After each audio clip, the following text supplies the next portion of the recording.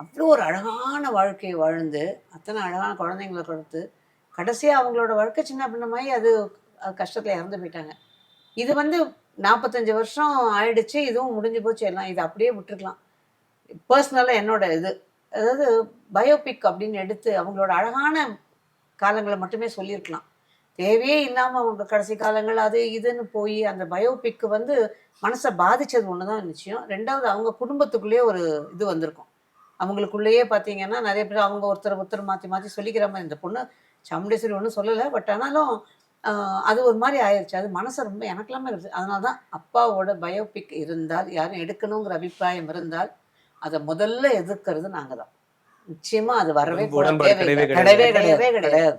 ஏன்னா அப்பாவோட அழகான வாழ்க்கை அது மட்டும்தான் எல்லாருக்கும் ஞாபகம்.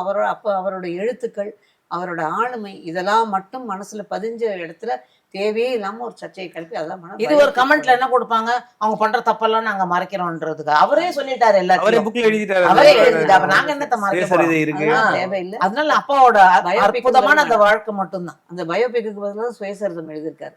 போதும், அதுவே.